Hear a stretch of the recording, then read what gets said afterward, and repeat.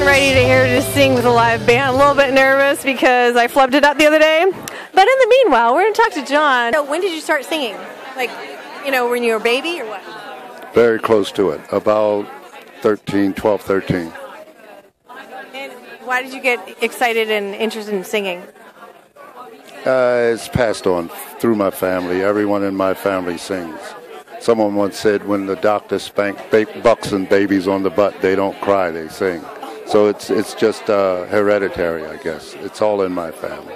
So when you were 12 or 13, did you have ideas of actually singing for money at some point? Or? No, I don't think I ever thought about making any money. I just had a love for it, and at some point you realize people appreciate your talent, and then some people start to exploit you and let you know that there are monies available for your talent. So you catch on pretty quick, and eventually you start looking for or demanding money. Oh. But the love has to stay in place.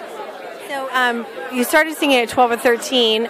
Through school, did you do choirs, or what was your path? I did it all. I did choirs and glee clubs in school, and we did church as kids, so we were always singing in one choir or another, or a combination of both, school and church. So when did you start getting into the business? Around 16 is when I first started getting paid. Not very much, or not much at all, really, but that's when I first started getting a pay. Yeah. So what did it feel like when you actually got a paycheck? Well, it was far from a check. It was more like a $5 bill, I guess. Oh, man, how did that feel, John? Oh, yeah, man, it was great. I felt like a millionaire, yeah. But was there a point where when you got that, those $2 or whatever, did you say you know what? I think I could make $4 maybe. Sure. You catch on really quick, and the business teaches you that there's money to be made. Because you go out and you look through a club, and there's 100 people out there, and they're all eating and drinking, and you're getting $5 a night. Something tells you that ain't right, So you catch on really quick.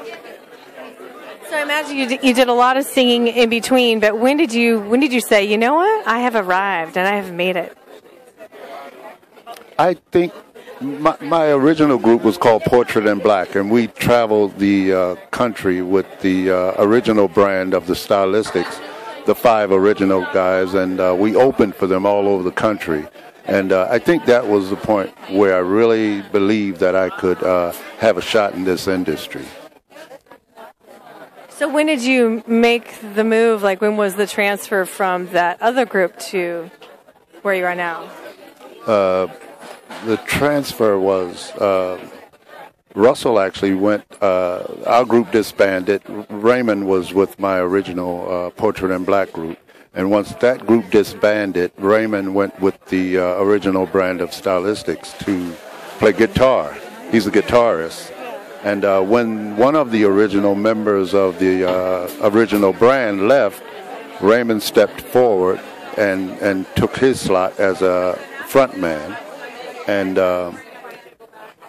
when Russell left that brand, it was only natural that we put this brand together. And so that's how the transition happened.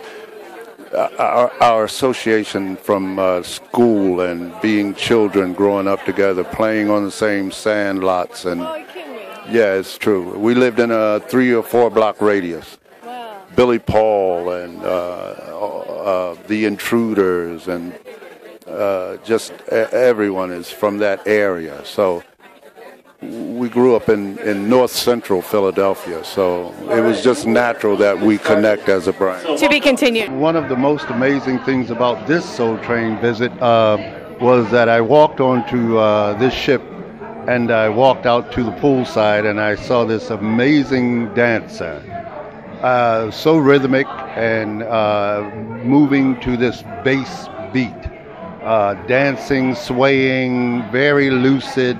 And the amazing thing about it was that this was supposed to have been the Soul Train cruise, but she was everything opposite of what we imagine a Soul Train dancer to be, but phenomenal. I could not believe the rhythm and the soul that exuded from this individual. It was you, Jolene. And then I looked throughout the ship, and everywhere I went where there was amazing music being played, I always saw you there, pushing the energy, pumping the enemy, making it flow. And I found myself being fascinated by you. And you drew me to this amazing place up in the top of the ship. It was called the Crow's Nest, and I would come here night after night when all of the shows were over, and I would just sit and watch you and others dance on that dance floor. And it's pumping, and Dougie Fresh has the music going, and the floor is moving, and everything's swaying. And I see you dancing to your bass rhythm. And I look next to you, and somebody else is dancing to a cowbell. Someone else is moving to a drum snare. And throughout the floor, people are moving and grooving to various aspects of the orchestration. And then I found myself backing away from the whole thing and looking at it as a whole. And it looked like bodies that created its own symphony orchestra, moving, everybody moving in different rhythms and different rudiments, but yet as one. The most amazing thing I came away with on this cruise. Wonderful. You are the ultimate dancer, the ultimate musical instrument. Jolene.